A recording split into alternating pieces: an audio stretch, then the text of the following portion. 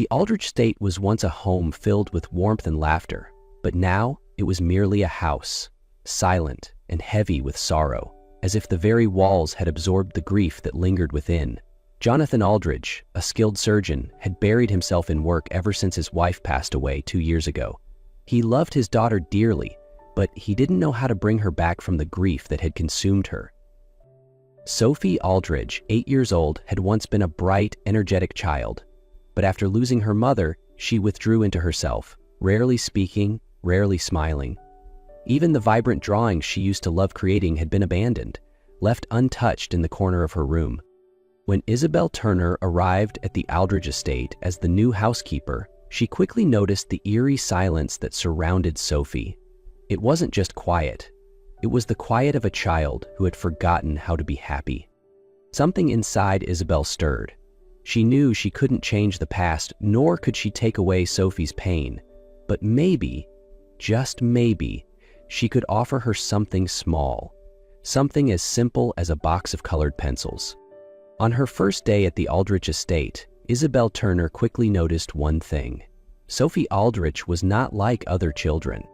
She didn't run through the halls or ask curious questions about the new housekeeper. She didn't acknowledge Isabel's presence at all. In fact, Sophie was almost like a ghost, a quiet, distant figure, lost in a world of her own. One afternoon, while tidying up Sophie's room, Isabel spotted an old sketchbook on the bookshelf. The pages were slightly worn, but the drawings inside were full of life, bursts of color, vivid strokes of imagination. They felt like remnants of a girl who no longer existed. Without a word, Isabel placed a fresh box of colored pencils on Sophie's desk, her fingers lingering for just a second before stepping away. When Sophie entered the room, she stopped abruptly. Her gaze landed on the colored pencils, fingers brushing hesitantly against the smooth cardboard, but she didn't open it. Isabel said nothing. She simply continued her work, acting as though the box had always been there. As she left the room, she stole one last glance over her shoulder. Sophie was still standing by the desk, but this time, the box of pencils was in her hands. A flicker of hope stirred in Isabel's chest. Maybe, just maybe, this was a beginning. Sophie didn't open the box of colored pencils that day.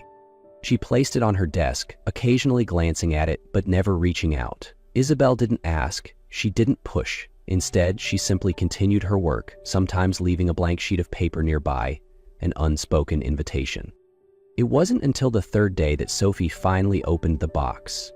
Isabel spotted her by the window, holding a blue-colored pencil, carefully sketching on a blank page. It was just a simple circle, undefined and rough, but it was something. "Do you like blue?" Isabel asked gently as she passed by. Sophie tensed slightly, her grip tightening around the pencil. A long pause followed before she gave a small, hesitant nod. Isabel smiled, but said nothing more. In the days that followed, little sketches began to appear more often. At first, they were simple scribbles, a flower, a star, a sky. But slowly they became clearer, more intentional. One morning, Isabel placed a fresh sheet of paper on the desk and picked up a colored pencil herself. "I'm not very good at drawing," she admitted, sketching a small, uneven flower. "Maybe you could help me make it better." Sophie looked at her, her blue eyes holding a flicker of uncertainty. Then, without a word, she picked up a red pencil and began adding color to Isabel's flower. As Jonathan Aldrich passed by the hallway, he happened to glance into the room, and what he saw made him stop. His daughter was drawing. For the first time in 2 years, Sophie wasn't just existing, she was creating. Jonathan stood there for a long moment, watching. He didn't step into the room, but something deep inside him cracked, like ice beginning to thaw after a long, relentless winter. Maybe Isabel had done something he couldn't. Jonathan Aldrich never thought he would see Sophie pick up a colored pencil again. But now, she sat at her desk, completely engrossed in her drawings as if they were the most important thing in the world. More and more sketches filled her notebook, but what surprised Jonathan the most was that Sophie had started talking. She told Isabel about her drawings, why she chose one color over another, what she planned to draw next. Not long conversations, not loud chatter, but more words than Jonathan had heard from his daughter in 2 years. One evening, as Jonathan descended the staircase, he caught sight of Isabel in the garden.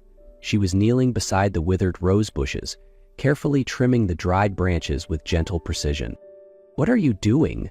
Jonathan asked, his voice deep but lacking its usual coldness. Isabel looked up, her eyes warm. "I think they can bloom again," she said simply, continuing her careful work. Jonathan watched her in silence. These roses had once been his wife's pride and joy. When she passed away, he had let them wither, just like everything else in his life. "Clara used to take care of them," he admitted quietly, almost as if confessing something long buried. "After she died, I never touched them again." Isabel didn't answer right away. Instead, she offered a small, knowing smile. "Sometimes," she said softly, "what we think is lost is only waiting for a chance to bloom again." Jonathan had no response to that, but when he turned to walk back inside, he realized something. For the first time in 2 years, he had stood there longer than he had intended. And for the first time, he didn't feel entirely alone. In the weeks that followed, Jonathan Aldridge realized that it wasn't just Sophie who was changing. It was him too. He was no longer just an observer. He started spending more time at home, noticing the little moments he once overlooked. One afternoon, Sophie was drawing in the living room, completely immersed in her world of colors. When Jonathan walked in, she didn't stop, but for the first time, she picked up a blank sheet of paper and held it out to him. "Do you want to draw with me?" she asked, her voice still soft, but no longer hesitant. Jonathan stared at the paper, a flicker of uncertainty in his eyes. He couldn't remember the last time he had held a colored pencil. "I don't know how to draw," he admitted. Sophie simply shrugged. "Then I'll teach you." Nearby, Isabel, who had been tidying up, smiled quietly. She said nothing, but she gently placed a box of colored pencils in front of Jonathan. For a moment, he hesitated. Then, finally, he picked up a pencil and drew a single clumsy line on the paper. Sophie studied it, then suddenly let out a laugh. A real, genuine laugh, light and joyful. Jonathan froze. It was the first time he had heard his daughter laugh since his wife had passed. That evening, when Isabel brought tea into Jonathan's study, she hesitated before setting the cup down. "Did you hear Sophie laugh?" she asked gently. Jonathan nodded, his gaze distant. "I thought I would never hear that sound again." Isabel looked at him for a long moment before offering a soft smile. "Beautiful things don't disappear forever, Jonathan. Sometimes they just need time to come back." For the first time in a long while, Jonathan didn't feel the weight of grief pressing down on him. Instead, he felt something new, something lighter, something warm, and for the first time, he didn't feel alone. One late afternoon, as the golden hues of sunset bathed the garden in a soft glow, Sophie looked up at Isabel and said quietly, "Miss Isabel, let's go paint in the garden." Isabel blinked in surprise but smiled almost instantly. It was the first time Sophie had ever asked her to do something together. They carried their sketchbooks and colored pencils outside, settling onto the soft grass near the rose bushes. The flowers, once withered, were now beginning to bloom under Isabel's careful care. Sophie sat cross-legged, carefully selecting her colors, while Isabel simply watched her in quiet admiration. Sophie began to draw. Her small hands moved the colored pencils across the paper, creating soft, careful lines. Isabel leaned over slightly, her breath catching as she recognized the image forming on the page, a woman holding the hand of a little girl, leading her forward under a bright blue sky. "This is your mother, isn't it?" Isabel asked gently. Sophie nodded, her expression wistful. "She always took me on walks when the weather was nice. I miss those days." Isabel smiled warmly. "It's a beautiful drawing, Sophie." Sophie didn't respond. Instead, she picked up another sheet and started on a second drawing. This time, Isabel watched as 3 figures took shape: Sophie, Jonathan, and herself. Isabel's breath caught in her throat. Sophie tilted her head, examining her work before looking up with bright, expectant eyes. Then, as if afraid to say it too loudly, she whispered, "Do you think Mom would have liked this?" "My mom would be really happy," she said, her voice innocent yet unwavering, "if I had a second mother to take care of me." Isabel froze. She wasn't sure how to respond. She hadn't expected this, not from Sophie, who had once been so withdrawn and distant. Slowly, Isabel looked back at the drawing. In it, the three of them stood together, hands intertwined, as if they were already a family. A lump formed in her throat. She took a slow breath, steadying her voice. "Do you really think so?" Sophie nodded firmly. "Yes, because you make my dad smile, and you make me happy." From a distance, Jonathan Aldrich stood still among the blooming roses, having heard every word. And inside him, something stirred. Something he never thought he would feel again. After that afternoon in the garden, Jonathan Aldrich couldn't shake Sophie's innocent words from his mind. "Mom would be happy if I had a second mother to take care of me." The realization hit him. He didn't want Isabel to just be the housekeeper of this home. She had become a part of his and Sophie's lives in a way that was gentle yet undeniable. And maybe it was time he did something about it. From that day on, Jonathan found himself paying attention to Isabel in a different way. No longer just in passing glances, but in moments he actively sought out. One morning, as Isabel moved around the kitchen, Jonathan leaned against the doorway, watching her for a moment before speaking, his voice unusually light. "Do you ever take a break?" She turned, startled, only to find him leaning against the doorway with a teasing smile. "Are you implying that I work too much?" she asked, raising an eyebrow. Jonathan shrugged, stepping closer to pick up a cup of tea. "I just think maybe you should take a moment to enjoy the morning instead of always being busy." Isabel chuckled. "And who would do the work then?" Jonathan set his cup down and met her gaze. "Maybe I should cook breakfast for you sometime." Isabel blinked in surprise.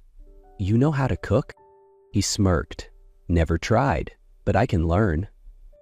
They held each other's gaze for a long moment, and Isabel felt her heart race just a little faster. In the days that followed, Jonathan became even more intentional. When Isabel was in the garden, he would appear with 2 cups of coffee. When she passed by the library, he would invite her to sit and talk about the books she liked.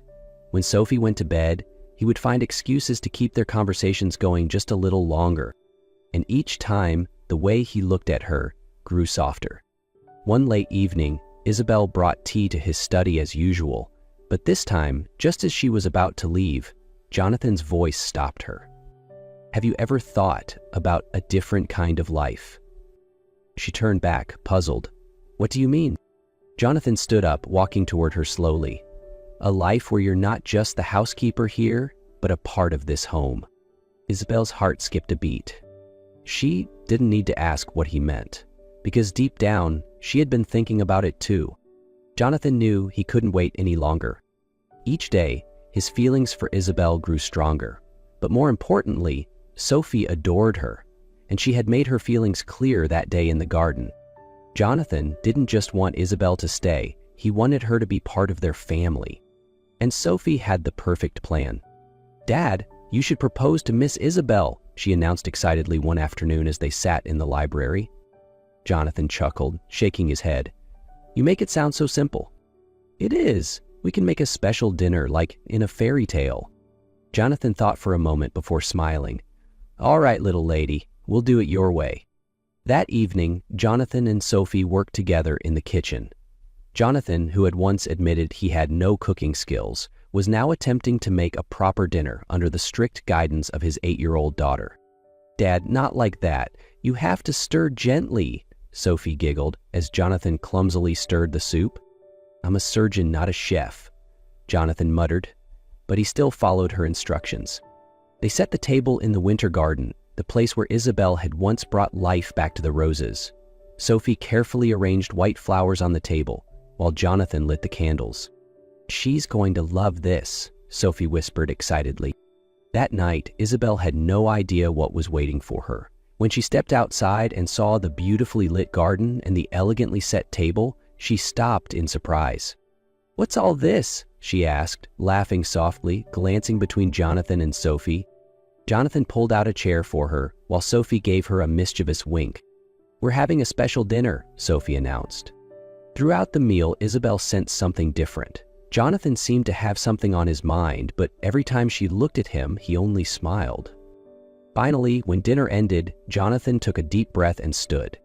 "Isabel," he began, his voice warm and steady, "since the day you walked into this house, you've done something I couldn't. You brought Sophie back to life. You filled our home with warmth, laughter, and color again, and not just for her, but for me too." Isabel's eyes widened slightly. Jonathan slowly got down on one knee, pulling out a small velvet box. "You are not just the housekeeper of this home. You are the person who made us believe in happiness again, and I want you to stay forever." He opened the box, revealing a beautiful ring that shimmered under the soft glow of the lights. "Isabel Turner, will you stay with us? Will you be my wife, Sophie's mother, and the heart that makes this house a home again?" Isabel gasped, her hands covering her mouth as her heart pounded. She glanced at Sophie, who was nodding eagerly, eyes full of hope. Tears welled up in Isabel's eyes. She smiled and whispered, "Yes." Sophie squealed in delight, throwing her arms around Isabel, while Jonathan let out a relieved, loving smile. That night, under the stars and among the blooming roses, a new family was truly formed. 2 years later, the Aldrich estate had never felt so alive. The afternoon sunlight streamed through the grand windows, casting a golden glow across the living room. Outside, in the winter garden, the roses swayed gently under the soft spring breeze, blooming brighter than ever before. Sophie Aldrich couldn't sit still. She paced back and forth in the living room, her eyes shining with excitement. Today was special. Her parents were coming home with a new addition to their family. The moment the front door opened, she sprinted forward. "Mom! Dad!" she called out, but then her gaze locked onto the small bundle cradled in Isabel's arms, wrapped in a soft blanket. Jonathan knelt beside her, his voice gentle. "Sophie, meet your little brother." Isabel carefully lowered the blanket, revealing baby Oliver Aldrich, just a few days old, peacefully asleep in his mother's arms. His tiny lashes fluttered slightly, his rosy cheeks soft like a dream. Sophie hesitated, her excitement now mixed with something else, uncertainty. She reached out slowly, her fingers trembling just a little, afraid that Oliver might not react at all. "If I hold him, will he like me?" she asked in a small voice. Jonathan smiled. "Why don't you find out?"